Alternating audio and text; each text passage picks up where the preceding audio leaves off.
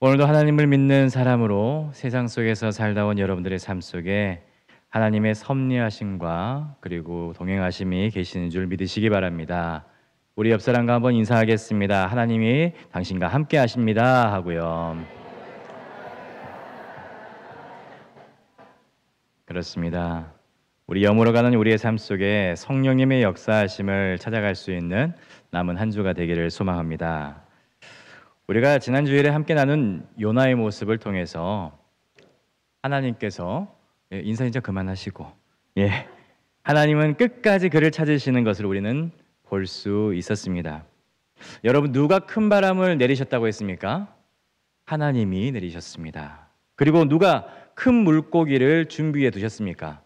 하나님이 하셨습니다. 누가 또 박넝쿨을 준비하셨습니까? 하나님이 하셨습니다. 이 모든 것을 하나님께서 준비하셨노라고 성경은 이야기해주고 있습니다. 하나님의 말씀을 순종하지도 않고 도망가는 요나를 하나님은 이처럼 사랑해 주셨습니다. 하나님이 이 세상을 이처럼 사랑하사 독생자를 보내주신 것처럼 요나를 끝까지 찾아서 사랑하셨습니다. 우리는 인생의 바닥까지 도망가는 모습을 또한 하나님께 보이기도 합니다. 바닥을 찍기 전에 돌아오면 될 터인데 돌이키지 않고 마음대로 살아가다가 인생의 폭풍을 만나게 되고 또 거기서 우리는 또 하나님의 사랑을 느끼고 다시 돌아오게 되는 것이죠. 우리 인간이 왜 그럴까요? 잠언 10장 13절에 보면은 명철한 자의 입술에는 지혜가 있어도 지혜 없는 자의 등을 위하여는 채찍이 있느니라 라고 말씀하고 있습니다. 우리에게 인생을 살아가는 지혜가 부족하기 때문에 그럴 것입니다. 이 반대로 미련하기 때문에 또한 회개하지 않고 고생하고 바닥을 찍게 되는 것이죠. 회개가 곧 축복의 통로라는 것을 깨닫지 못하기 때문에 그러는 것입니다. 여러분, 회개가 있고 후회가 있습니다.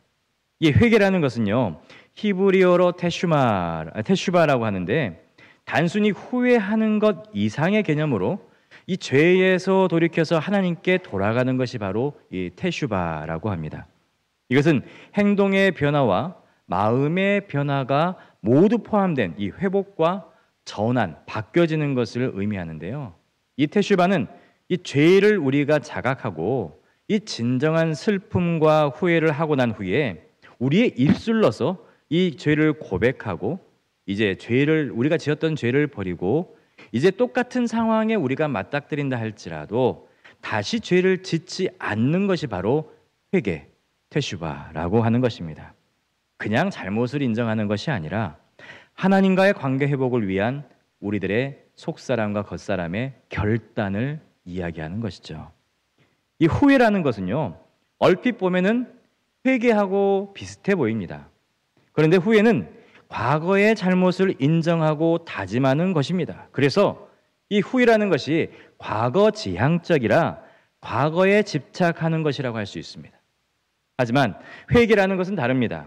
오히려 미래지향적인 이 회개는요, 하나님께서 준비해 주시는 새로운 세계를 우리가 기대하게 되는 것이 바로 회개라는 것입니다. 따라서 이 후회라는 것은 사람의 마음을 항상 우울하고 어둡게 하지만은 이 회개라는 것은요, 사람의 마음을 하늘로부터 용서와 평강을 누리게 하면서 또 밝고 즐겁게 만들어주는 것이 바로 회개라는 것입니다. 사랑하는 성도 여러분, 이 실수하는 것보다 더 나쁜 것이 있습니다. 뭘까요? 그것은 바로 회개하지 않는 것입니다. 이 가룟 유다가 예수님을 팔아넘긴 것보다 더 나빴던 것이 바로 회개하지 않았던 것입니다. 이 마태복음 27장 4절 말씀 보면은요, 이르되 내가 무죄한 피를 팔고 죄를 범하였도다 하니 라고 하고 있습니다.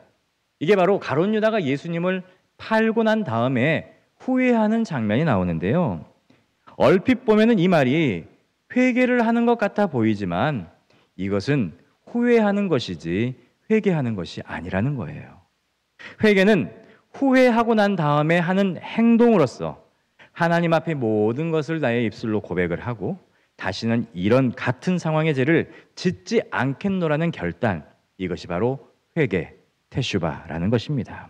그런데 가룟 유다는 회개를 하지 않았던 것이죠. 이 요나서에 나오는 주인공 요나는요, 이 테슈바, 이 회개할 수 있는 기회가 여러 번 있었음에도 불구하고 그는 회개를 하지 않았습니다. 첫 번째는요, 니느웨로 가서 나의 말을 전해라. 저들도 회개하고 돌아오면 구원을 받을 수 있을 것이다라고 그것을 선포하라는 하나님의 요청에 요나는 거절을 했습니다. 뭐라고 했습니까? 나는 이방 사람들까지 구원하시는 하나님의 뜻에 우리가 동의할 수가 없습니다. 하나님, 그러시는 거 아닙니다. 라고 거부를 했죠. 이 두 번째 회개할 수 있는 기회가 언제였습니까? 그가 폭풍우를 만날 때 회개할 기회가 또 주어졌습니다. 폭풍 속에 배가 파손되기 전에 선장이 요나에게 부탁을 했죠. 뭐라고 했습니까? 너도 너희 하나님께 기도하라 라고 부탁을 했습니다. 하지만 요나는 이때에도 기도하지 않았습니다.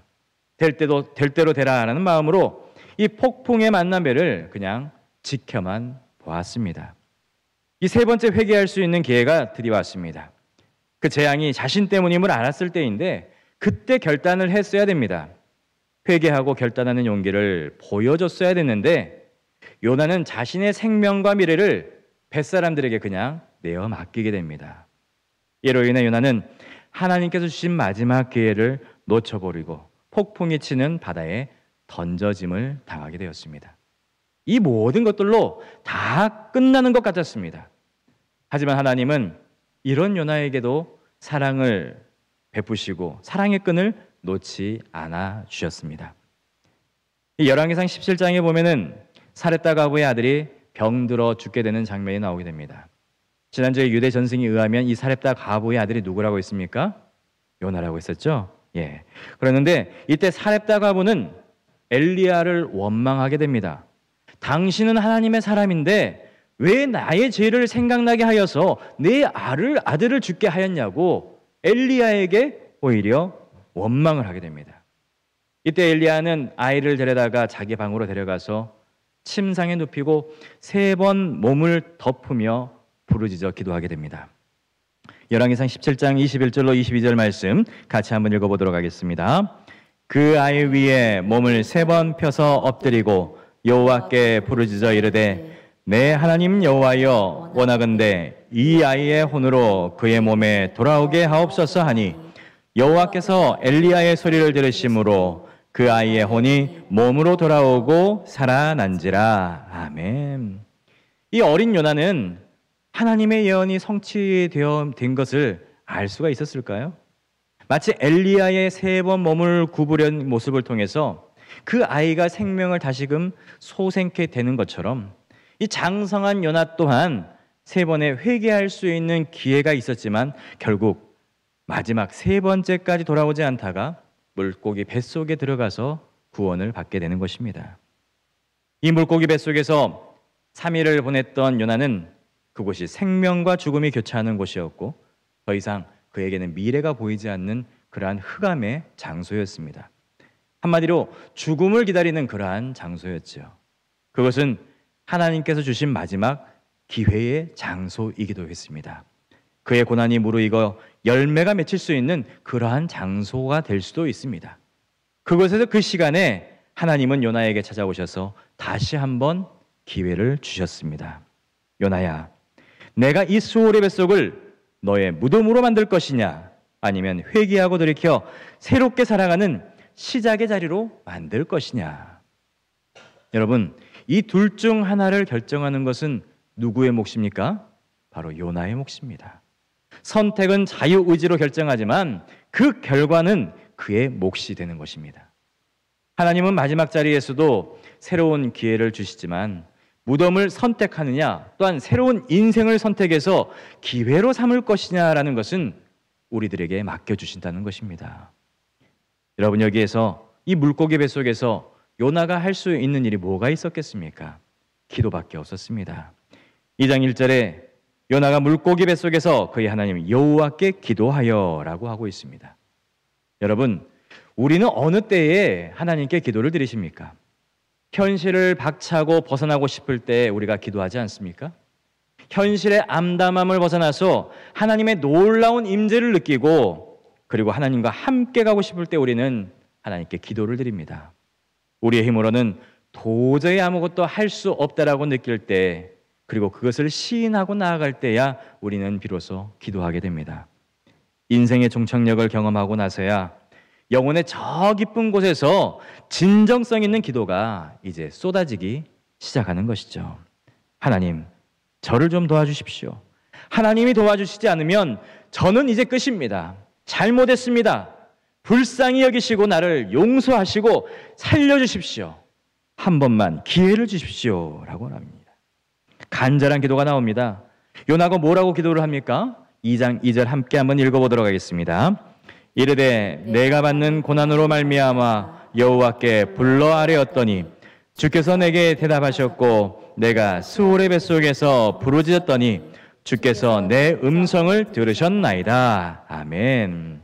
여러분, 이 2절 말씀을 읽고 있으면요, 뭔가 달라진 것을 여러분 느끼시는 거 없습니까? 이 요나가 하나님께 하는 표현이 달라졌다는 거예요.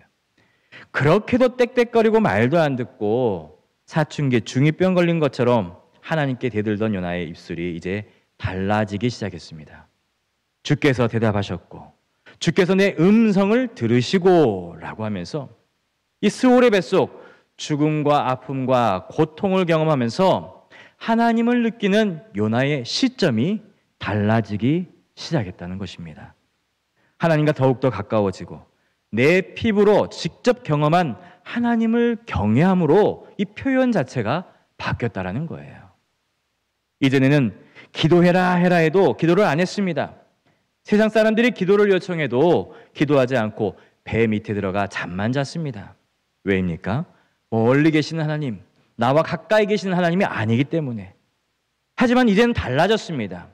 엘리야의 하나님, 어머니 사렙다 과부의 하나님에서 나의 하나님, 요나의 하나님으로 바뀌어졌기 때문에 그의 표현이 달라졌다는 것입니다.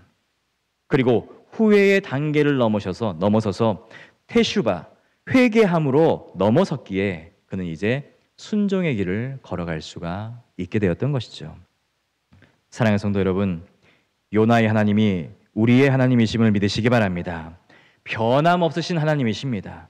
눈동자와 같이 우리를 지키시는 하나님이십니다. 살아계신 하나님께서 우리를 보고 계시며 지금도 우리에게 돌아오기를 바라고 계십니다. 하나님께서 바라시는 것은 더 아프기 전에, 더 바닥을 찍기 전에 하나님께로 다시 돌아오는 것입니다.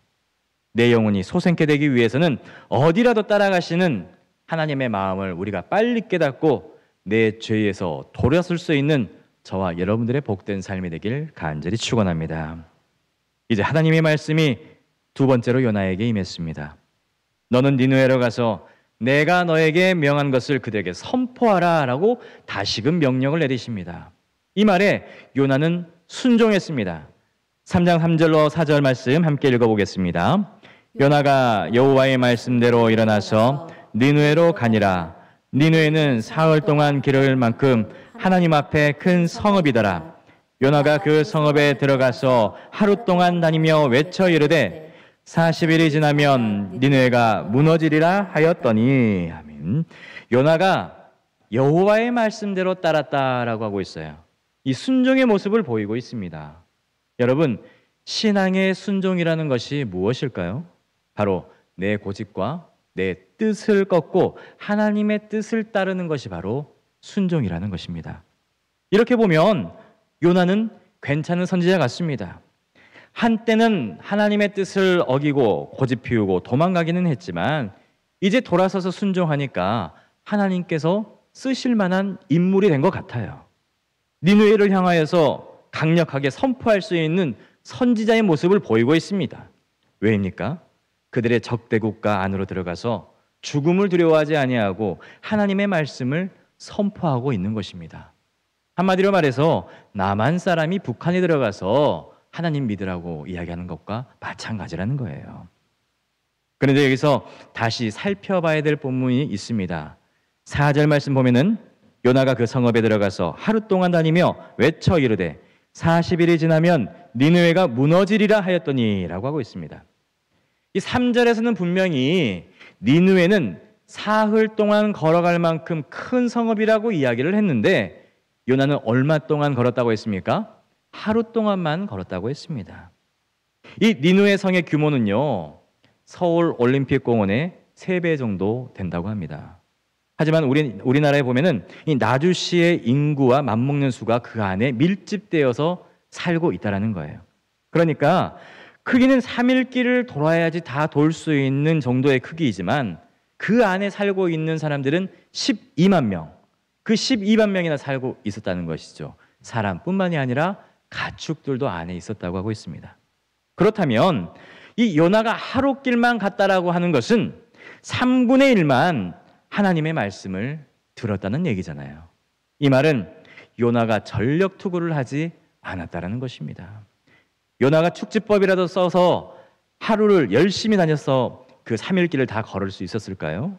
절대 아닙니다.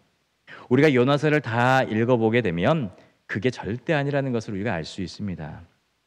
왜냐하면 요나의 마음속에 아직도 인간의 쓴뿌리가 남아있기 때문에 그랬던 것입니다. 여러분, 한 사람이 변해서 하나님께 쓰임받는 것이 이렇게도 어려운 것입니다. 회개하고 순종하다가도 내 안에 남아있는 쓴뿌리가 불쑥불쑥 나타나게 된다는 것입니다. 요나가 어떤 생각을 했을까요? 니느웨는 망해야 돼. 제발 회개하지 말고 그냥 이대로 무너져 버려라. 니느웨에 대한 저주의 마음을 가지고 명목상 하루 동안만 다니며 하나님의 말씀을 선포했던 것입니다. 그리고는 자기의 할 일을 다 했노라고 생각했던 것입니다. 여러분, 하나님의 말씀은요, 항상 두 가지입니다. 따라다닙니다. 첫 번째로는 죄악에 대한 경고를 하시고 그에 따라오는 두 번째는 돌아오면 용서하시고 회복시켜 주신다는 하나님의 약속이 있습니다. 그런데 요나는 오직 심판과 멸망만 이 니느웨 성에 강하게 외쳤던 것이죠. 뭐라고 했습니까? 40일이 지나면 니느웨가 무너질 것이다 라고 말입니다. 여러분, 뭘 빼먹었습니까? 회개하고 돌아오면 하나님께서 용서하시고 회복하실 것이다 라는 메시지는, 이 두 번째 메시지는 요나가 빼먹은 것입니다. 이것이 바로 요나의 본심이었던 것이죠. 그렇다면 이 물고기 뱃속에서 회개했던 그 요나의 모습은 무엇일까요? 자발적인 회개와 순종이 아니라 일단 살고 보자는 마음에서 비롯된 이 반쪽짜리 회개와 순종이었다는 것입니다. 요나는 100% 하나님께 순종하지 않았다라는 것이죠.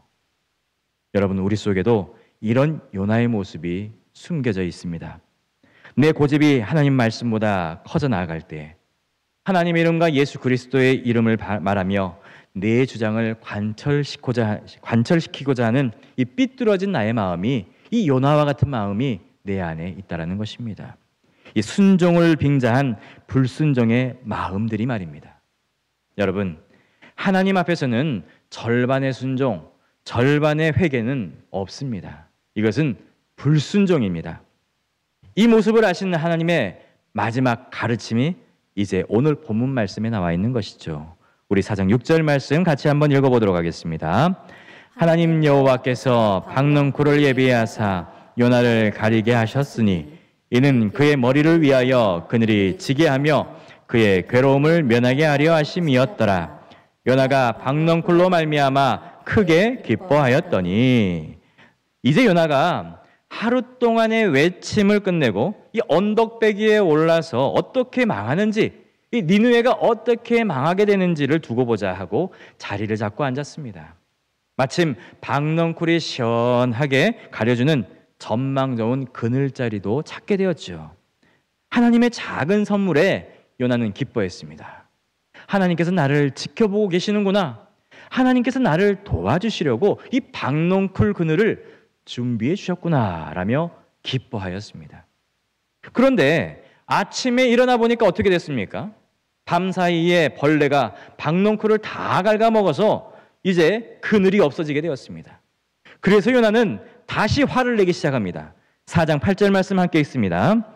해가 뜰 때에 하나님이 뜨거운 동풍을 예비하셨고 해는 요나의 머리에 쪼임에 요나가 혼미하여 스스로 죽기를 구하여 이르되 사는 것보다 죽는 것이 내게 나으니이다 하니라.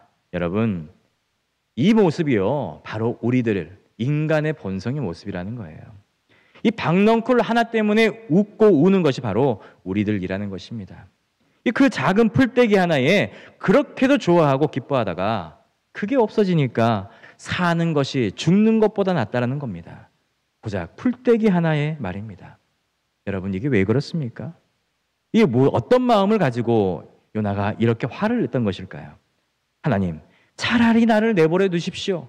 죽기까지라도 그냥 내버려 두십시오. 하나님 너무하십니다. 하나님이 하시는 일에 짜증이 납니다. 이제껏 겹치고 겹친 요나의 여정 속에 얼마나 많은 일들이 일어났습니까? 요나, 왜 이런 생각을 하게 되었을까요? 그것은 바로 요나에게도 영적인 침체가 왔기 때문에 그랬습니다. 그래서 사소한 작은 풀 하나에도 화를 버럭버럭 내고 하나님께 지금 대들고 있지 않습니까? 그의 쓴뿌리가 다시금 또 올라오기 때문에 그랬습니다. 이때 하나님은 요나에게 다가와서 그의 화난 목소리를 들으시고 차분하게 말씀을 하십니다. 요나야, 지금 네가 지금 화내는 것이 옳은 것이냐? 라고 물으시죠. 4장 9절 말씀 함께 보겠습니다. 하나님이 요나에게 이르시되 내가 이 박넝쿨로 말미암아 성내는 것이 어찌 옳으냐 하시니 그가 대답하되 내가 성내어 죽기까지 할지라도 옳으니이다 하니라. 여러분, 얼마나 대단합니까? 겨우 박넝쿨 때문에 성내는 것이 옳다고 하나님께 죽을 각오로 지금 요나는 대들고 있습니다. 이 영적 침체에 빠진 인간의 모습은 하나님도 보이지 않는 것입니다. 우리에게 영적 침체가 오게 되면요, 화가 치밀어 오르게 됩니다. 견딜 수 없는 분노가 작고 사소한 일에도 올라오게 되어 있습니다. 동시에 자기 자신에 대한 연민과 모멸감이 동반하게 되면서 이제 자꾸만 깊숙이 들어가게 되는 것이죠. 요나도 처음부터 그런 것은 아니었죠. 하나님께서 주신 비전을 확인하고 사명감을 가지고 하나님의 말씀을 선포했습니다. 열심히 하나님의 말씀을 선포하며 살던 예언자였습니다. 그런데 자기의 생각대로 이루어지지 않게 되자 영적인 침체에 빠지게 되었던 것이죠. 그러면서 오늘 본문처럼 무기력과 절망 속에서 하나님께 죽을 각오로 대들면서 영적인 신음을 표출하고 있는 것입니다. 이때 하나님은 요나를 달래십니다. 너의 생각과 하나님의 생각이 다르지 않다는 것을 알려주시면서 말씀을 하십니다. 요나 4장 10절로 11절 말씀 보게 되면 요나야, 사랑하는 요나야, 내가 하룻밤에 났다가 하룻밤에 사라지는 박너쿨을 아끼지 않았느냐? 나도 그렇다. 잊지 마라. 나도 네 생각과 똑같은 것이다. 이 니느웨 성에는 좌우를 분별하지 못하는 사람들이 12만 명이나 살고 있다. 어찌 이 사람들이 어찌 박넝쿨과 비교할 수가 있겠냐? 여기에는 또한 가축들도 많이 있다. 너는 하룻밤에 났다가 사라지는 박넝쿨도 아꼈는데 내가 이 백성을 아끼고 사랑하는 것이 당연하지 않겠느냐? 한번 생각해봐라. 네 생각이 옳으냐 아니면 내 생각이 옳으냐? 여러분들이 요나라면 어떻게 대답을 하시겠습니까? 요나서는 여기에서 끝이 나게 됩니다. 여러분, 이 말씀이 바로 하나님께서 요나를 통해서 우리들에게 해주시고자 하는 말씀일 것입니다. 첫 번째로는 하나님은 사람을 죽이시는 분이 아니라는 것입니다. 하나님은 절대로 인간을 파멸하시는 분이 아니라 오히려 인간을 구원하시는 분이 바로 하나님이시라는 것입니다. 둘째는 하나님은 죄를 회개하고 돌아오면 용서해 주시고 여전히 사랑하신다라는 것입니다. 하나님은요, 고치시는 분, 회복시키시는 분이십니다. 고장난 인생을 고치시는 분이시고 하나님은 치료해 주시고 생명 주시기를 원하시는 분이 바로 우리 하나님이시라는 것입니다. 세 번째는 하나님이 그의 백성들을 통해서 생명을 살리신다라는 것입니다. 이스라엘 백성들만을 구원하기 위해서 선민으로 삼아주신 것이 아니라 좌우를 분별하지 못하는 수많은 믿지 않는 백성들을 위해서 그의 백성들을 통해 일하도록 도우신다는 것입니다. 사랑하는 성도 여러분, 만일 악인이 멸망하는 것을 하나님께서 원하셨다면 요나를 보내지도 않으셨을 거예요. 하나님이 이 악한 세대에 멸망하는 것을 좋아하셨다면 예수 그리스도를 이 땅에 보내시지도 않으셨을 것입니다. 그렇다면 우리는 어떤 사람들입니까? 우리 자신을 잘 아는 사람들입니다. 예수 그리스도의 보혈로서 구원함을 받은 사람들입니다. 또한 내 안에 있는 죄성을 알고 있는 사람들이에요. 죄인인 나를 구원하시기 위해 독생자 예수를 보내주시고 그 이름을 믿기만 하면 구원을 받을 수가 있고 하나님의 자녀를 삼아주신다는 약속을 하나님께서 해주셨습니다. 이것이 바로 우리를 향한 하나님의 깊은 뜻이지요. 이런 요나와 같은 선지자도 들어쓰시는 하나님께서 우리에게 오늘 말씀하시는 것은요, 나 또한 우리 또한 요나와 다를 바가 없다라는 것입니다. 하지만 그럼에도 불구하고 하나님은 나를 사랑하여 주시고 구원하시고 또한 기회를 주시고 다시 되돌아오게 하시고 나를 통해 구원의 역사를 펼치신다는 것을 오늘 우리들에게 말해주고 있는 것입니다. 하나님의 바람은 이 세상의 모든 사람들이 하나님께로 되돌아오는 것입니다. 되돌아오면은 생명을 주시고 구원해 주시겠노라고 약속까지 해주셨습니다. 우리가 하나님의 뜻을 알린다는 것은요, 단순히 말을 전하는 것이 아니라 하나님의 마음과 성품을 드러내는 행위를 우리가 스스로 해야 되는 것입니다. 요나서는요, 하나님께 불순종한 선지자의 이야기가 아니라 모든 사람을 향한 하나님의 긍휼하심과 기다림이라는 것을 보여주는 이야기입니다. 여러분들의 삶 속에 하나님의 긍휼하심이 분명히 임할 줄로 믿으시기 바랍니다. 그 기다림 속에 여러분들의 신앙이 더욱더 성숙해지시길 간절히 소망합니다. 그래서 요나와 함께하여 주셨던 하나님께서 우리를 통하여 이 세상에 구원의 빛과 소금의 역할을 다할 수 있도록 도와주시고 눈동자처럼 지켜주실 줄 믿으시기 바랍니다. 기도하겠습니다. 사랑과 은혜의 하나님 아버지 감사합니다.